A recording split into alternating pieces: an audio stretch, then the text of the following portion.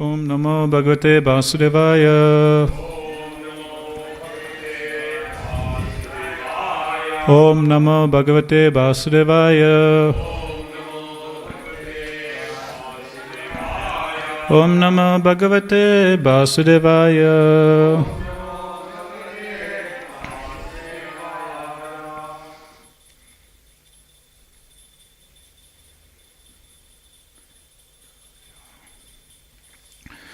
Reading from Srimad Bhagavatam, Canto number 3, chapter number 27, titled Understanding Mature Nature. Text number 30.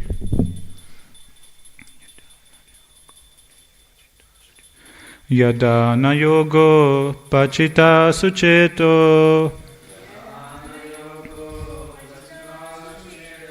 Yada na yogo pachita sucheto. Maya susiddhasya visajate anga. Maya susiddhasya visajate anga. Ananya hetus atame gatishyat. Ananya hetu swatame gatishyat. Atyantiki yatra namrityuhasaha. Atyantiki yatra namrityuhasaha. Yadana yogo pachita sucheto. Maya susiddhasya visajate anga. Ananya hetu swatame gatishyat. Atyantiki yatra namrityuhasaha. Yadana yogo pachita sucheto. Maya susiddhasya visajate anga. Ananya hetu swatame gatishyat. Atyantiki yatra namrityuhasaha.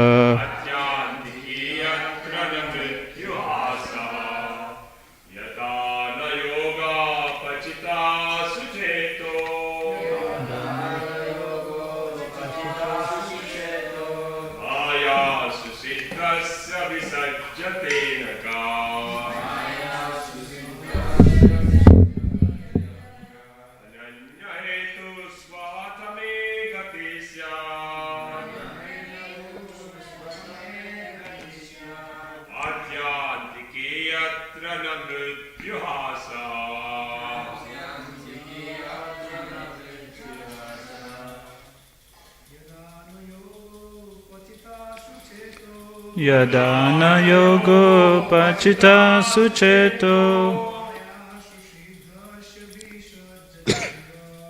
Maya susiddhasya visajate anga. Ananya hetu swatame gatisya. Atyantiki yatra namrityuhasa.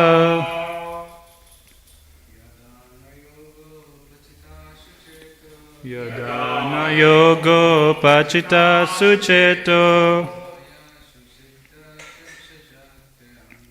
Maya susiddhasya visajate anga. Ananya hetu swatame gatisya. Atyantiki yatra namrityuhasaha. Yadana yogo pachita sucheto. Maya susiddhasya visajate anga. Ananya etu satame gatisya. Atyantiki yatra na mrityuhasaha. Word for word translation. Yada, when. Na, not. Yoga upachitasu. To powers developed by yoga. Chetaha, the attention. Mayasu, manifestations of Maya. Siddhasya, of a perfect yogi. Visajate, is attracted. Anga, my dear mother. Ananya hetusu, having no other cause. Ata, then. Me, to me. Gati, his progress. Shat, becomes. Atyantiki, unlimited. Yatra, where. Na, not. Mrityuhasaha, power of death. Translation and purport by His Divine Grace, Srila Prabhupada Ki Jai. Translation: when a perfect yogi's attention is no longer attracted to the byproducts of mystic powers, which are manifestations of the external energy, his progress towards me becomes unlimited, and thus the power of death cannot overcome him. Purport: yogis are generally attracted to the byproducts of mystic yogic power, for they can become smaller than the smallest or greater than the greatest, achieve anything they desire, have power even to create a planet, or bring anyone they like under their subjection. Yogis who have incomplete information of the result of devotional service are attracted by these powers. But these powers are material. They have nothing to do with spiritual progress. As other material powers are created by the material energy, mystic yogic powers are also material. A perfect yogi's mind is not attracted by any material power, but is simply attracted by unalloyed service to the Supreme Lord. For a devotee, the process of merging into the Brahman effulgence is considered to be hellish, and yogic power, or the preliminary perfection of yogic power, to be able to control the senses, is automatically achieved. As for elevation to higher planets, a devotee considers this to be simply hallucinatory. A devotee's attention is concentrated only upon the eternal loving service of the Lord, and therefore the power of death has no influence over him. In such a devotional state, a perfect yogi can attain the status of immortal knowledge and bliss. Thus end the Bhaktivedanta purports of the 3rd canto, 27th chapter of the Srimad Bhagavatam, entitled Understanding Material Nature. Om Jnana Timirandasya Jnananjana Salakaya Chaksul Manitam Yena Tasmei Shri Guruve Namaha. Jai Shri Krishna Chaitanya Prabhu Nityananda Shri Advaita Gadadhara Shivasadi Gaura Bhakta Vrinda. Hare Krishna Krishna Krishna Hare Hare Hare Rama Rama Rama Hare Hare.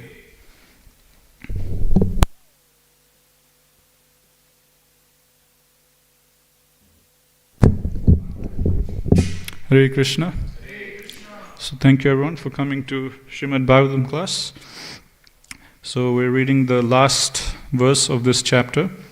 I'll read the translation again. When a perfect yogi's attention is no longer attracted to the byproducts of mystic powers, which are manifestations of the external energy, his progress towards me becomes unlimited, and thus the power of death cannot overcome him. So in this last verse of this chapter, Lord Kapila Dev is explaining to his mother, Devahuti, that a perfect yogi or a pure devotee of the Lord, although mystic powers are bestowed upon him, he is not so much interested in it. Rather, he's just simply, his whole mind and focus is simply in how to serve Krishna. So although by the power or by the practice of his yoga or by the practice of his devotional service, he might develop some mystic powers or abilities. He's not so much focused on that. His main focus, his main attention is just simply how to serve Sri Sri Radha Gopinath. Like as Krishna says, 2nd chapter of Bhagavad Gita, Bhava Sayatmika Buddhi Ekehe Kuru Nandaha. So this is a definition of a perfect yogi, a definition of a perfect devotee. Krishna says a devotee is one whose focus, mind, attention, determination, intelligence, senses, everything is simply one pointedly focused on how to serve Krishna. Bhavasayatmika buddhi, ekehe. Ekehe means one or single pointed. Ekehe kuru nandana. So make your intelligence, make your mind, make your focus simply one pointed in how to serve me. So this is what Lord Kapila Dev is explaining today. And it's not that, there's different kinds of yogis following different yoga systems. There's karma yogis, jnana yogis, ashtanga yogis, and then we have bhakti yogis. So Prabhupada explains that it's not just those persons who practice ashtanga yoga. It's not just them that develop mystic powers, but Prabhupada explains even those who are practicing devotional service, they also develop mystic powers. But they don't openly or outwardly demonstrate these mystic powers, unless it is useful for Krishna's service.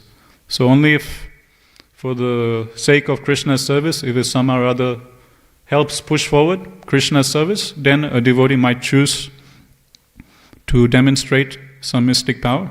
Otherwise, a devotee, he shies away from doing so. Like in the same 2nd chapter of Bhagavad Gita, Krishna in one verse, he gives one analogy, and that all the purposes served by a small well of water can automatically be served by a great ocean or by a great lake. So what Krishna is trying to explain to Arjuna, that, you take shelter of bhakti and don't worry, because when someone lets go of other practices and takes full shelter of bhakti, there might be a doubt or a question in the mind that, okay, I stopped doing this, I stopped doing that, I stopped doing this, and I just do full bhakti. But when I do bhakti, won't I miss out on the benefits of karma yoga? Won't I miss out the benefits of jnana yoga? Or won't I miss out on the benefits of ashtanga yoga? So why should I fully surrender to bhakti? Why can't I do a bit of both? Or a bit of everything? A bit of ashtanga yoga, and that way get the benefit of ashtanga yoga. Bit of jnana yoga, get some benefit of jnana yoga. Do a bit of karma yoga or karma kanda, get some benefit of karma kanda. And then also do bhakti yoga and get some benefit of bhakti yoga also. So that question might naturally arise, that previously I was following this and that. If I stop doing all those things and just do only bhakti, then I'll miss out on the benefits of what I was doing previously, whatever spiritual practice I was doing previously. Krishna, he answers this doubt or this question of Arjuna using this beautiful analogy in 2nd chapter of Bhagavad Gita. That just like, in the village you have a small well, right? And that's where all the villagers would use to get their water. And they will use that water from the well for drinking, they will use that water from the well for cooking, they will use that water from the well for taking bath also. So in this way, many purposes are served using that small well. Drinking, bathing, cooking.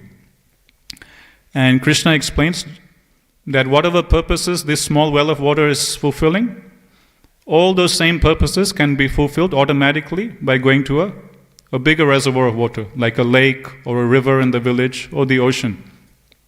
So if you have a river flowing in that same village, then you can also use that river water for cooking, you can also use it for bathing, you can also use it for drinking. So by taking shelter of the river, you don't miss out on the benefits of that small well of water. But you get extra benefits. In the river you can swim, but you can't swim in the small well of water. In the river you can do kayaking, canoeing, you can go on a boat, on a cruise. So many more things you can do in the river. So by taking shelter of the river, you don't miss out on the benefits of the small well of water, And on top of that, you get extra benefits by taking shelter of the river. So same way Krishna says, bhakti is like that. Bhakti is like the large reservoir water. By taking shelter of bhakti, you don't miss out on the benefits of karma kanda, you don't miss out on the benefits of jnana yoga, you don't miss out on the benefits of Ashtanga yoga or any other spiritual practices. All the benefits of all the other spiritual practices will automatically be bestowed upon you if you just simply take shelter of bhakti. So karma kandis, they do their spiritual practice or so-called spiritual practices to get some material benefits from the demigods. So according to this, Krishna explained, you just simply do bhakti, even material benefits will come to you. You don't have to worry. You don't have to separately worship the demigods. I myself will maintain you. Whatever material benefits you need, I will give you. So in this way, the benefits of karma kanda are bestowed upon a devotee. Same way, jnana yogis, they aspire for liberation. And what do the Shastras say? That mukti, or liberation personified, she's at the doorstep of a devotee, begging the devotee, my dear Vaishnava, please allow me to serve you. And the Vaishnava, he's just busy in hearing and chanting. He doesn't even notice that Mukti Devi is at his doorstep or is at her doorstep, begging for an opportunity to serve the Vaishnava. So liberation, according to Shastra, she is humbly there, right next to us, begging, please, my dear Vaishnava, Vaishnavi, please allow me to serve you. Like that's given. So in this way, Bhakti Yogi, he automatically gets the benefit of jnana also. Then we have Ashtanga yogis. So in generally, Ashtanga yogis, they still have material desires lingering in their heart, and by following the yoga processes, they try to develop mystic siddhis or mystic yoga powers. So that's like one of the aims of Ashtanga yoga. And according to this analogy, Krishna says, don't worry, you just do bhakti, even mystic abilities, special siddhis will automatically come to you. So yes, devotees also have siddhis, devotees also develop mystic powers, yoga powers, but Prabhupada explains, in general, devotees, they refrain from exhibiting those mystic powers. Why so? Because the devotee's mood is that he is servant, Krishna is the master, and his whole mood is how to serve Krishna, and his whole mood is how to attract people's attention to Krishna's lotus feet. So if a devotee starts, just displaying mystic powers, then instead of getting everyone's attention or attraction to go towards Krishna, he will start bringing all the attraction to himself. And this way people will get distracted. Oh, this sadhu, he has this mystic power, that mystic power, he can do this, he can do that. And people will get sidetracked by these material yoga powers. And instead of going towards Krishna, their minds will be distracted to these material things. So in the Prabhupada explains that these mystic powers are becoming smaller than the smallest, becoming bigger than the biggest, becoming very light, being able to travel anywhere one likes, and being able to control other people's minds.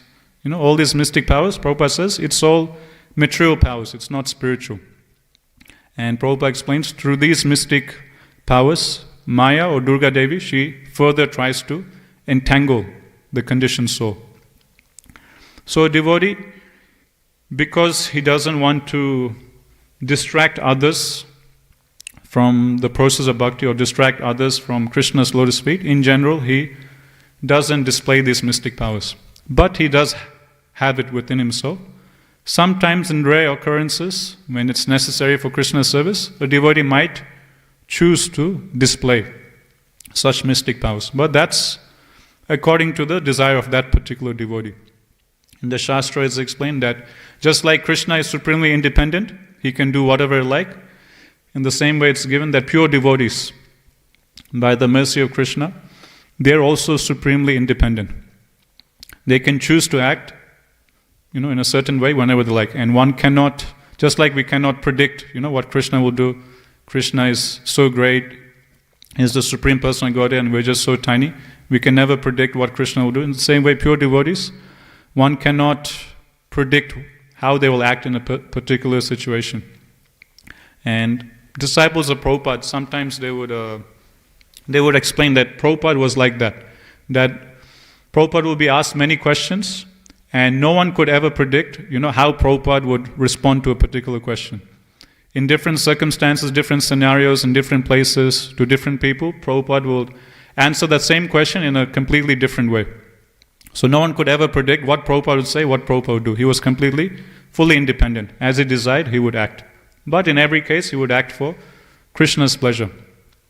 Just like I was hearing one pastime that Prabhupada was giving a talk somewhere, and at the end of the talk, I think this is in somewhere in Europe, and then it was question and answer time. Then one new person puts his hand up and then asks Prabhupada that, why are you guys vegetarians? Why don't you guys eat meat? Why are you guys vegetarians? And what was Prabhupada's response? Prabhupada was very heavy. Prabhupada replied straight, immediately, just like that. Prabhupada replied back to this man, why don't you eat your daughter? Like that. Prabhupada responded back, why don't you eat your daughter? Why don't you eat your wife? Or why don't you eat your sister? Like that Prabhupada responded. And this man was completely shocked. He never expected such an answer. And then Prabhupada went on to explain that human life means discrimination. That one needs to use his mental control or intelligence to discriminate what is right, what is wrong. Animals, they have no power of discrimination. They just do whatever the instinct or whatever the mind tells them. Okay, this is nice, okay, let me eat that. This is good, let me go for that. They can't control their senses. So that is animal life. They have no sense of discrimination. They just act as the senses tell them to act. But human life means control or discrimination. So we need to discriminate what is right thing to eat and what is not right thing to eat. So just like eating your daughter or eating your wife is not right, in the same way, eating meat is not right for human beings. In this way, Prabhupada nicely, or initially very heavily, explains to this man. So when this question was put forward to Prabhupada, no one could predict that Prabhupada would respond like this. Why don't you eat your daughter like that? So in this way, Prabhupada, his disciples explained that he was very unpredictable in the sense that no one could ever, put a formula to Prabhupada. Okay, if someone behaves this way, Prabhupada will act that way. If someone asks this question, Prabhupada will give this response. So just like Krishna is supremely independent, he can choose to do he can choose to act whichever way he likes. In the same way, it's given that the spiritual master or the pure devotees of the Lord, they are supremely independent. Sometimes they can be very, very silent. Sometimes they can be very, very talkative. Just like in morning walks. Some morning walks, disciples explain that Prabhupada was very quiet. He would hardly say anything. And devotees, they wouldn't get so much personal association with Srila Prabhupada. So they will go on the morning walk expecting, Prabhupada would start talking, sharing some nice things. But some days Prabhupada will be very quiet, not saying anything. And then devotees will try and prod Prabhupada to speak something by asking question, and Prabhupada will just reply with a few words and continue walking and chanting. Other days Prabhupada will be very animated on morning walks. Whole time he'll just be talking, joking. So no one can predict what a pure devotee will do. They're supremely independent. And coming back to the point of mystic yoga powers. Yes, so devotee, he also has these powers, and on rare occurrences, sometimes he displays. But it's completely depend on his will, when he wants to choose to display. And he can never be pushed, or we can never put a formula on a devotee. He's not like a machine, okay, in this situation he can display, this situation he can't. Whenever he likes, he's supremely independent, he can display. Like one pastime I was reading of Prabhupada, one devotee was saying that he had some accident and he very badly damaged his arm. And some bone or something was broken in his arm. And so he went to the doctor, and the doctor told him for 6 months he has to, what's that thing called? Like a bandage, you wear around your plaster or something. And the doctor said for 6 months you have to put plaster on your arm and you have to just, wear it around your neck, and you have to go like that for 6 whole months. So generally if anyone has any experience with bone fracture, there's like one type of fracture which is not so serious, which will take usually 6 weeks to heal. But certain fractures which are more serious, it takes many months to heal. Like when I was in high school, I slightly had a fracture in one of the bones of my feet, and for 6 weeks I was on crutches. And my father had to drive me to school every day. And then I was for 6 weeks just on crutches. So that's if it's just like a small fracture. But if it's more serious, then it takes many months for the fracture to heal. So in this particular devotee's case, apparently it was very serious. So the doctor told him, for 6 months you have to, have plaster around your arm. And then this devotee, he came to Prabhupada and he told Prabhupada what happened. And he told Prabhupada, okay, the doctor said, for 6 months I just need to have my hand bandaged or plastered and I can't do anything. And then Prabhupada told this devotee, oh, is that what the doctor said? And Prabhupada said, actually you don't need to have plaster and bandage your arms. You can take it off. There's no need for that. And this devotee was completely shocked. How can Prabhupada say like this? Doctor said 6 months I have to have it bandaged. And Prabhupada is saying, you don't even have to have it bandaged for 1 day. You just take it off.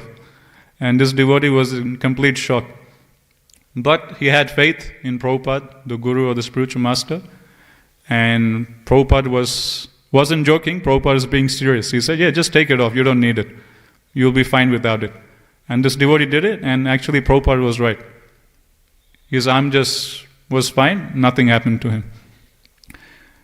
Another time, this was in somewhere in America. There was one Mataji, I think it was Jadurani Mataji. She fell very, very sick.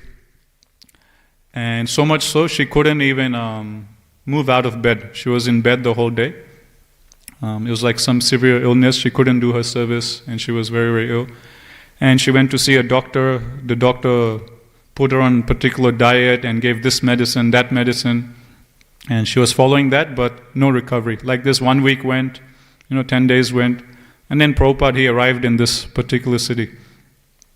And then Prabhupada was, as a loving father or grandfather, Prabhupada was inquiring about the well-being of all of his disciples. So Prabhupada, many disciples, they explained that Srila Prabhupada was very, very personal with devotees. He would personally go out of his way to see how devotees are doing. And he would take special concern into devotees' health, their well-being, how they're going spiritually. So he was very, very fatherly, very, very personal in taking care of devotees. So when Prabhupada found out that, his disciple, Jadurani Mataji, that I think it was her, or maybe another Mataji, that she has fallen very ill, and then Prabhupada immediately asked her to come and see him. And this Mataji, she was like so weak due to the sickness that devotees had to carry her to Prabhupada's room. And then when she came to Prabhupada's room, she had to literally crawl up to Prabhupada. She had no energy in her body. And then Prabhupada asked her, what's the sickness, what symptoms you're having. Then Prabhupada asked, okay, have you seen a doctor? And she said yes. And then Prabhupada asked, what did the doctor recommend? What medicine did he give you? What diet is he telling you to follow? And then Mataji told everything step by step. This is what the doctor said, this is what he told me to do, this is the medicine he gave me. And Prabhupada patiently he heard everything. Then after hearing everything, Prabhupada told this Mataji that actually this doctor, whatever he has given you is all wrong. This doctor is a quack, this doctor is a fake. You stop going to this doctor, whatever this doctor has prescribed you immediately stop doing that. Instead, now I will give you a different prescription, you follow this. And then Prabhupada told her to stop taking whatever this doctor said. And then Prabhupada, he himself wrote a prescription. Okay, you eat this, you eat that, don't eat this, don't eat that. You take this as your medicine. And then gave it to Jadurani Mataji. And Mataji, with very little energy, she crawled out of the room. And in just 2-3 days, she was automatically cured by Prabhupada's prescription. So in this way, Prabhupada, sometimes he would demonstrate abilities like this to somehow cure devotees, So sometimes Prabhupada would choose, but like we're saying, a devotee is independent. We can never predict, when exactly he will do, when he won't do. It is just up to his own will. Just like Krishna, he's independent. Whatever he likes, he can do. Same way, a pure devotee of the Lord. Another time, I remember Prabhupada, he was asked, again, Prabhupada was doing another program. This was in India. And at the end of the class. I think it was like a Pandal program. Prabhupada was on a stage with many disciples, Western disciples. And some person in the audience, some Indian man, he asked question that, Srila Prabhupada, can you show some mystic powers, that, we used to sing sadhus, yogis coming and showing some mystic powers. Can you please show us something? And then Prabhupada, he said to this man that, okay, you want to see mystic powers? And then Prabhupada pointed to all of his Western disciples on the stage. This is my mystic power. All these fallen lectures from the Western countries who were addicted to intoxication, gambling, meat eating, sex, look what I've done to them. I made them all into pure Vaishnavas. Isn't this mystic power? Isn't this require mystic power to do this transformation? Has anyone else ever done this? And this man said, yes, actually that's true. This is actually amazing. This is a miracle. Another time, there was one magician who came to see Srila Prabhupada. He was a famous magician, I think P.C. Sarkar was his name, like an Indian magician. If you Google it, one time I Googled it, he came up. So he was like a famous Indian magician, P.C. Sarkar. And he came to get Prabhupada's association. And he asked Prabhupada that, can I put up a show for you? I would like to entertain you and your disciples. Can I please do a show for you? And Prabhupada said, yes, it will be nice. And then Prabhupada told him, okay, come later in the afternoon and you can do your show. We will watch, we will enjoy. So he came later in the afternoon. There was Prabhupada and some of his disciples. And this P.C. Sarkar, this magician, he started doing his magic show. And generally when a magician does a magic show, he will ask for a volunteer, right? To come up, pick a card or do this for me. And he will use that volunteer to display his magic tricks. He would bring something out from that person's behind or something or other he'll do. So in this particular case, this magician, he used Prabhupada as his volunteer. And he was telling Prabhupada to do this, to do that. And he was taking something out of Prabhupada's ears, doing this, doing that. And disciples, they were thinking, that, isn't this a bit disrespectful? He's using Prabhupada as the volunteer, he's Jagat Guru, and he's using Prabhupada as his, tool to display his magic tricks. So this is like a bit offensive actually.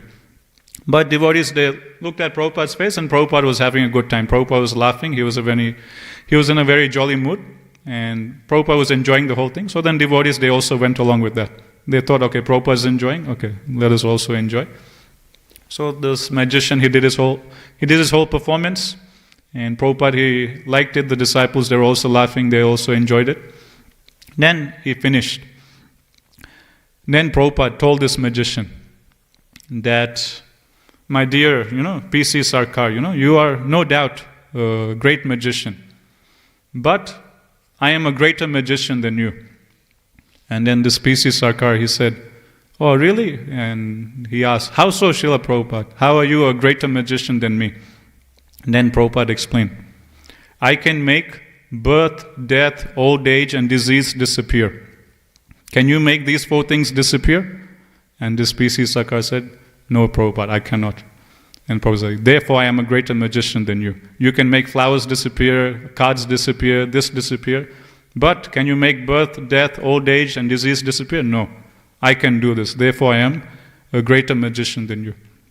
So in this way Prabhupada used to explain that this is a devotee's real mystic power. What is the value of, doing some material thing like becoming very strong or becoming very light, becoming very small? What is the value of that?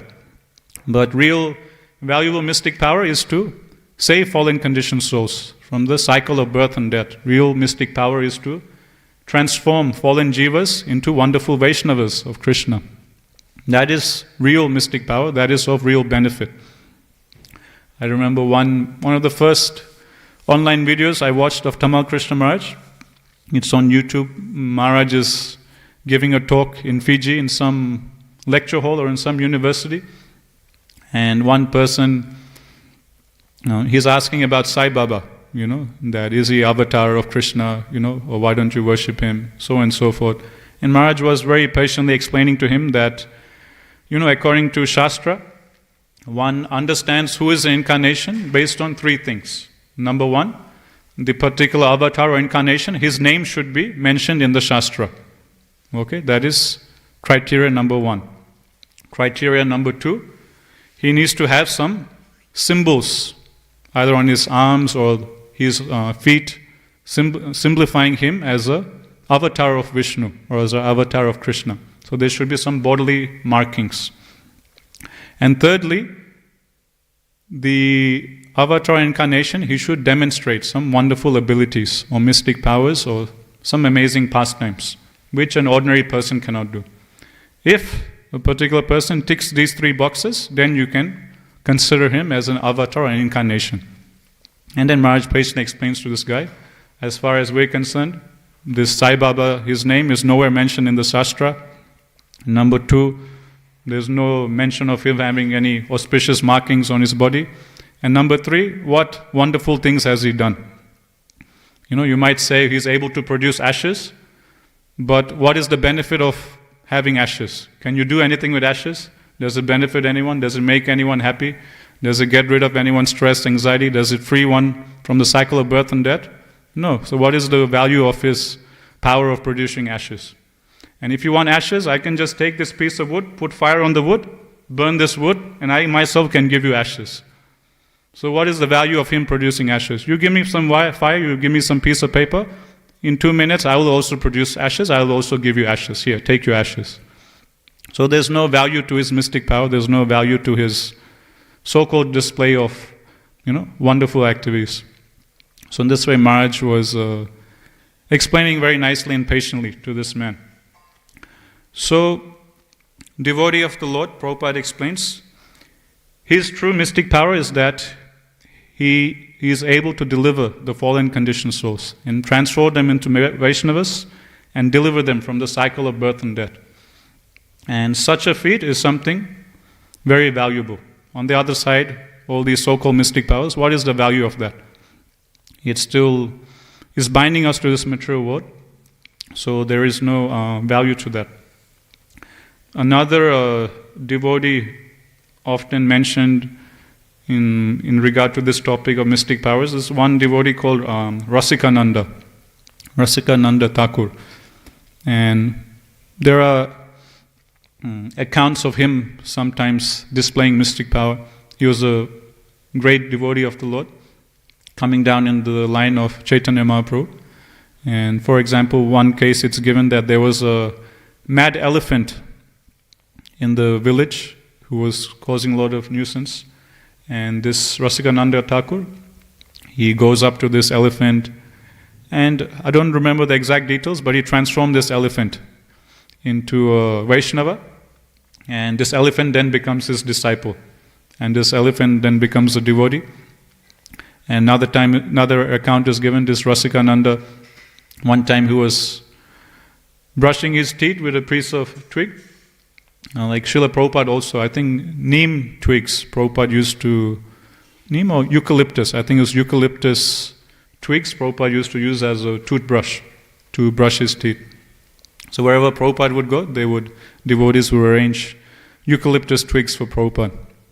And Prabhupada would give them details, the twig should be this long, this thick, and devotees used to go out, collect these eucalyptus twigs and give to Srila Prabhupada. So one time this Rasikananda Thakur, he was brushing his teeth with a piece of twig, and then later on he threw that twig onto the ground.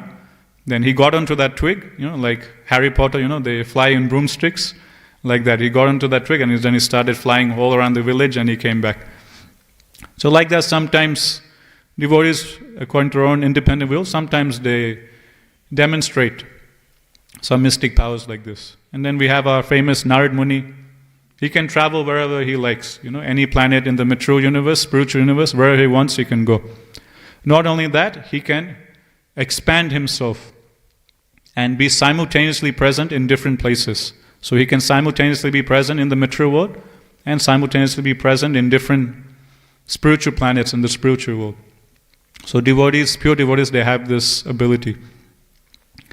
Just like it's given, Acharyas explained that in the spiritual world, we have Navadvip Dham or Swetadip, where Chaitanya Mahaprabhu is performing his pastimes, and then we have Goloka Vrindavan, where Radha Krishna Leela is going on. So then one might ask this question, where do we go? Will we go to Navadvip Dham in the spiritual world and be part of Chaitanya Leela, or will we go to, Goloka Vrindavan and be part of Radha Krishna Leela? So our acharyas explain, it depends on the mood of the devotee. In our case, we love Shri Shri Gaura Nitai and we love Radha Gopinath. We love them both equally, and we equally celebrate both of their appearance days, festivals, and we equally take shelter of Radha Gopinath and Shri Shri Gaura Nitai. So in our case, it's explained that we will expand and simultaneously be present in both the spiritual section, both the sections of the topmost spiritual planet. So we'll simultaneously be participating in Chaitanya Leela in the spiritual world, and we'll expand and also simultaneously participate in Vrindavan Leela. So this is again, mystic power of a Vaishnava, how he is able to expand himself and simultaneously be present in two different places at once. So for most of us, this will be our destination. So we won't miss out on anything. We'll get an opportunity to serve Chaitanya Mahaprabhu in Gaur Leela, in the spiritual, and we'll also expand and simultaneously get to serve Radha Gopinath, in Radha Krishna Leela also. And it's given that devotees, they also expand, they can be simultaneously be there in the spiritual world and simultaneously be present in the material world for preaching and so on and so forth. So devotees, they also have these mystic powers. Sometimes they choose to demonstrate, sometimes they choose not to demonstrate.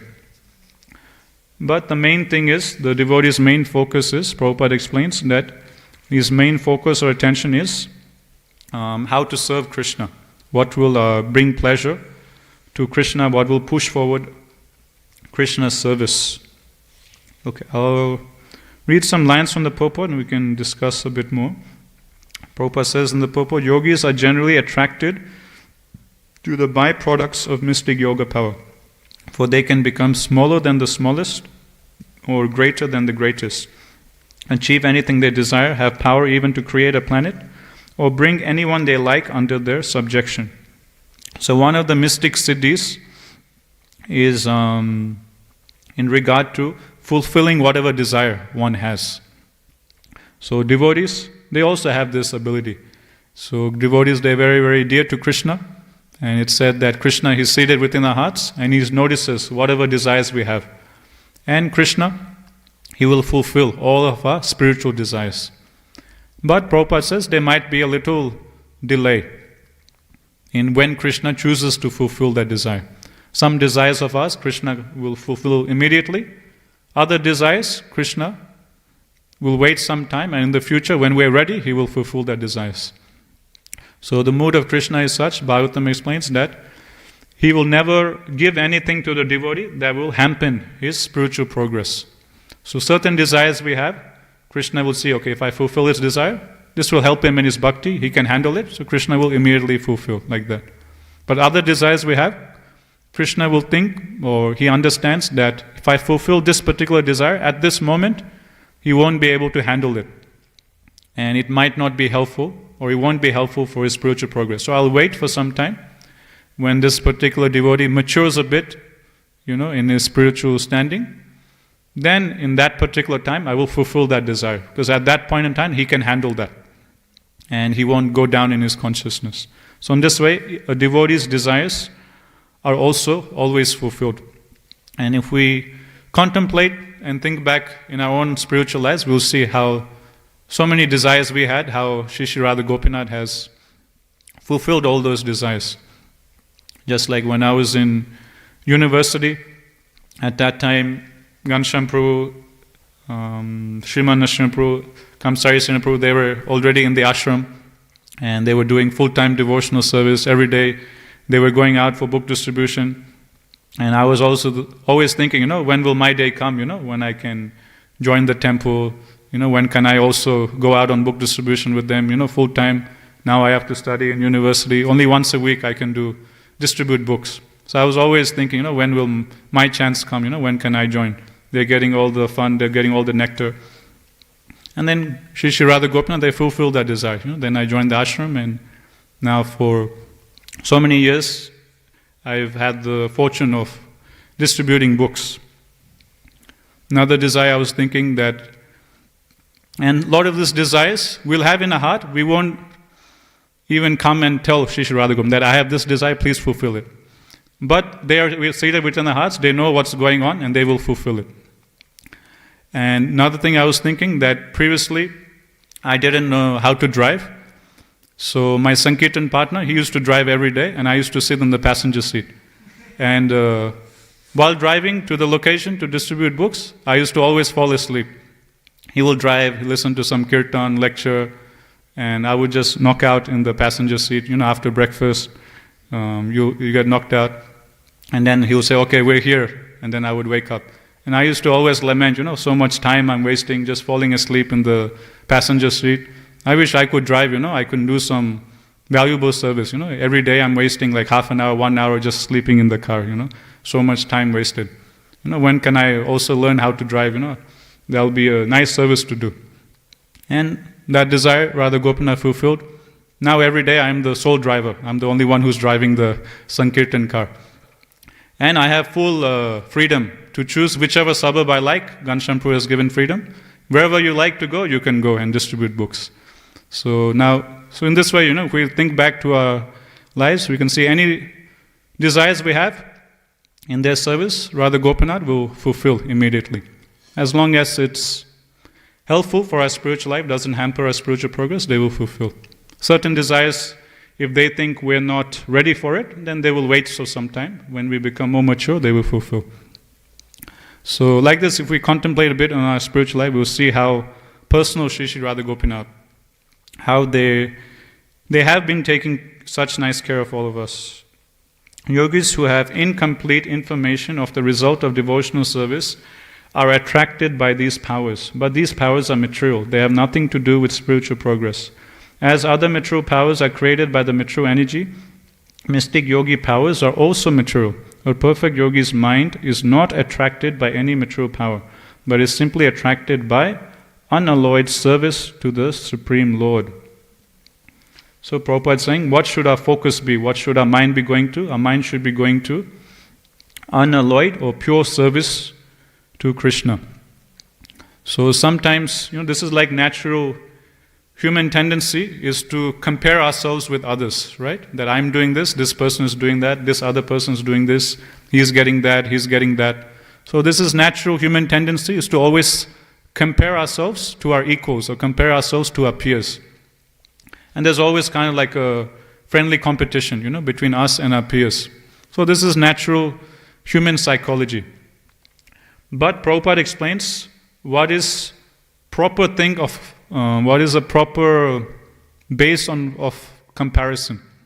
Prabhupada explains we shouldn't be comparing ourselves with others based on material things, like how much money this person has, that person has, how much wealth or how much property or, material possessions, so on and so forth.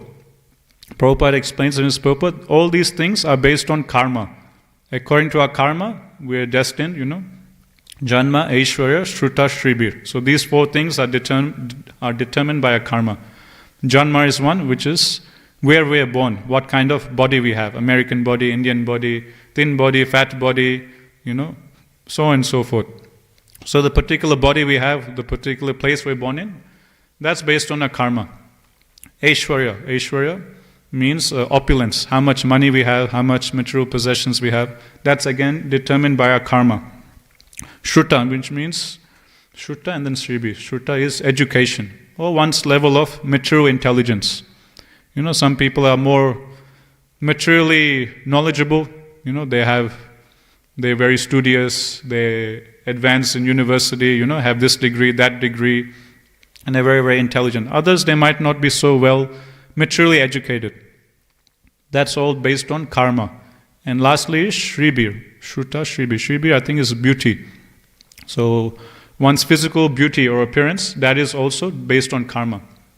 So Prabhupada explains that all these four things are based on karma, so we shouldn't judge a devotee of how much mercy he has, or Krishna, or how much bhakti he has, based on these four things. So it's not that someone has more wealth, that doesn't necessarily mean that he has more bhakti.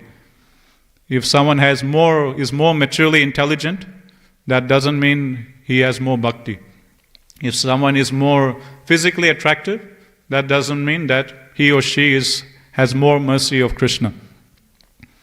And lastly, if someone is born in some pious family, in some sacred place, that doesn't necessarily mean he has more bhakti. So these 4 things, according to Shastra, is based on karma, and this is not the indication of one's bhakti or how much mercy he has. So when we compare, Prabhupada explains, we shouldn't compare based on these 4 things. The indication of who has more mercy of Krishna, the indication of who has more bhakti of Krishna, the way to judge that is by looking at their devotional service. How are they serving Shri Shri Radha Gopinath? That is what we should be looking for. That is what we should compare. Not that, this family has more money, this family has 2 cars, this family, they're materially well situated, I have less money, I don't have a good job. That's not indication of who is advancing more in spiritual life.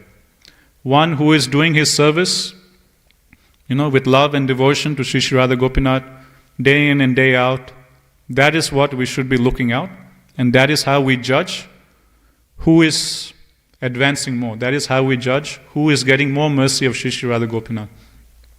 Not on these 4 criteria. These 4 things Prabhupada says is material, and these 4 things Prabhupada says is just based on karma.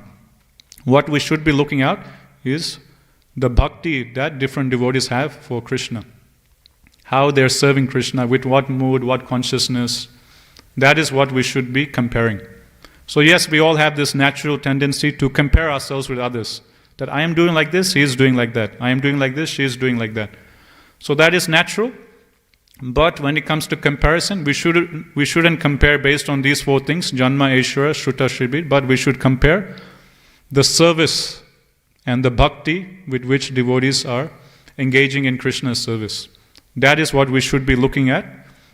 And when we see another devotee doing better devotional service, when we see another devotee more sincerely rendering service with more love and devotion, we should take inspiration, and we ourselves should up our devotion and sincerity in practicing bhakti. So that is the proper mood. So that's why Prabhupada is saying here, a perfect yogi's mind is not attracted by any material power, but is simply attracted by unalloyed service to the Supreme Lord. So that is where our mind should be going. Our mind should be like a honeybee, is always searching for the nectar in different flowers. In the same way, Prabhupada says, our mind should be always looking for the bhava or the mood in which different devotees are nicely, sincerely, with love and devotion serving Krishna. And that is something that we should take inspiration from. For a devotee, the process of merging into the Brahman effulgence is considered to be hellish, and yogic power, or the preliminary perfection of yogic power to be able to control the senses, is automatically achieved. As for elevation to higher planets, a devotee considers this to be simply hallucinatory. A devotee's attention is concentrated only upon the eternal loving service of the Lord, and therefore the power of death has no influence over him. In such a devotional state, a perfect yogi can attain the status of immortal knowledge and bliss. Okay, we'll stop here. If there's any questions, yes, sir.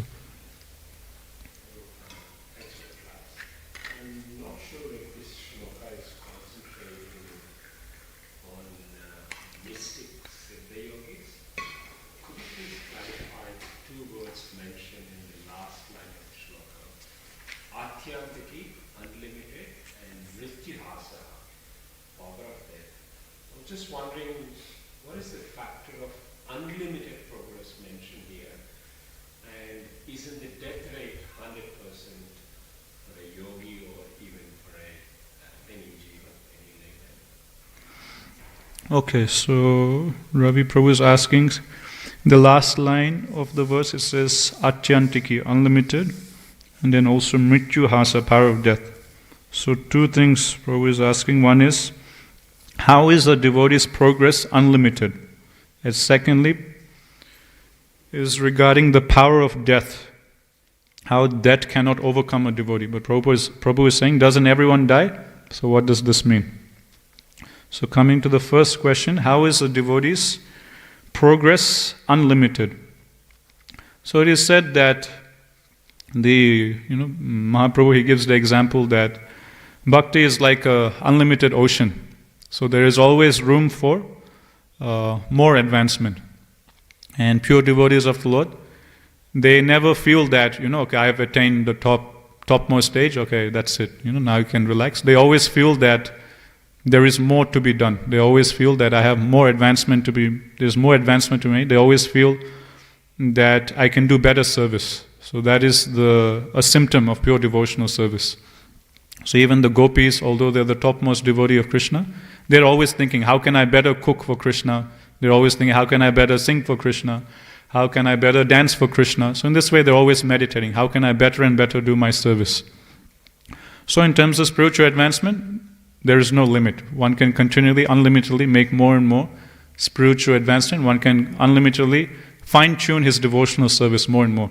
So if that's the case with pure devotees like the gopis, then what to speak of us, So whenever we think that we're doing good, we should understand that's actually Kali Yuga or Maya, speaking to us that yes, you've become a perfect devotee, you have attained a good stage, you've attained a stage higher than the other devotees, you're doing good, now you can relax, So whenever such thoughts come, we should understand this is the Kali Yuga personified speaking to us. And secondly, power of death cannot overcome him. So yes, death rate is 100%, but Prabhupada explains that death for a devotee is not the same as death for a karmi. And the way Prabhupada explains it, Prabhupada gives the example of a cat, right? So a cat will have like a baby cat or a kitten, and sometimes the cat will pick up his baby in his mouth and will carry the baby around in his mouth. And that same cat with his mouth will also pick up or grab a mouse or a rat. But there is a difference. When the rat is in the mouth of the cat, the rat is fearful, right? And is in complete anxiety, oh my God, he's going to eat me. But when the baby kitten is in the mouth of the cat, the emotion, the feeling it feels is completely the opposite. It feels very safe, secure, being in the mouth of his mother. So the same way Prabhupada explains, the experience of death is different for a devotee in comparison to a karmi. For karmis, it's a very fearful situation. They have to see the Yamadutas, right? And the Yamadutas forcefully drag the soul out of the body. So it's a very scary, painful experience for karmis. But for devotees, it's not such a case. For devotees, it's like it's like a portal to a different realm where they will continue their devotional service. So it's a very smooth transition.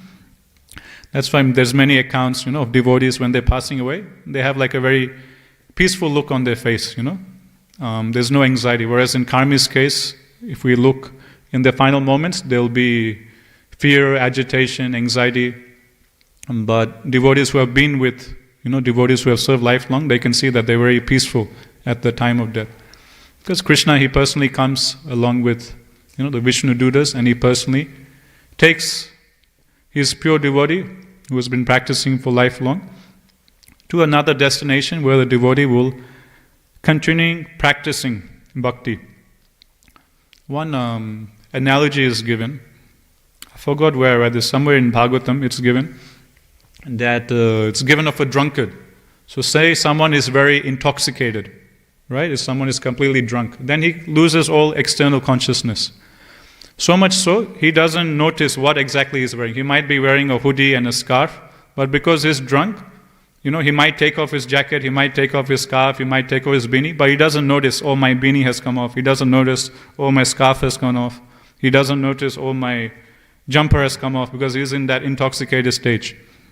In the same way, it's given in Bhagavatam that a pure devotee of the Lord, he is like so absorbed in Krishna's service, and he is experiencing so much bliss in hearing and chanting about Krishna, that at the time of death, he doesn't even notice that his body has gone, that he has left his body.